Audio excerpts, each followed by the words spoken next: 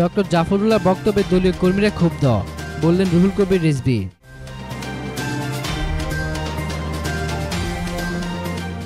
বিএনপির ভারপ্রাপ্ত চেয়ারম্যান তারেক রহমানকে 2 বছর রাজনীতি থেকে দূরে থাকার আহ্বান জানিয়ে ডক্টর জাফরুল্লাহ চৌধুরী গণমাধ্যমে যে বক্তব্য দিয়েছেন তাতে দলীয় নেতাকর্মীরা প্রচণ্ডভাবে ক্ষুব্ধ হয়েছে বলে মন্তব্য করেছেন বিএনপির সিনিয়র যুগ্ম মহাসচিব রুহুল কবির রিজভী।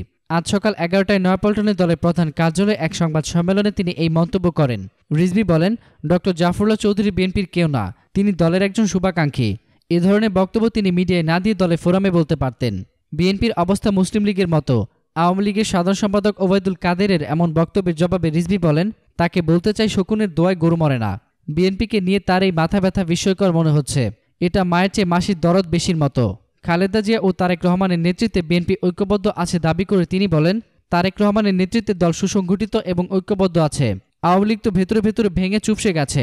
সে কারণে তাদের পুলিশের উপর নির্ভর করে রাতের আধারে জাল ভোট দিয়ে ব্যালট বাক্স পূর্ণ করতে হয়েছে।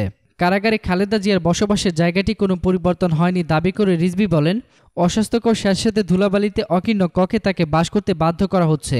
30 ডিসেম্বর ভোটে জনগণ কিংবা আওয়ামী লীগের বিজয় হয়নি দাবি করে তিনি বলেন, বিজয় হয়েছে জনপ্রশাসন ও আইন শৃঙ্খলা বাহিনীর।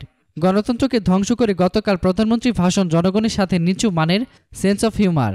সংবাদ সম্মেলনে অন্যদের মধ্যে বিএনপির vice chairman doctor A Z Zahid Hossain, Shawkat Mahmud, BNP নেতা আব্দুল সালাম আজাদ, মুনির হোসেন, বেলাল আহমদ, আমিনুল ইসলাম প্রমুখ উপস্থিত ছিলেন।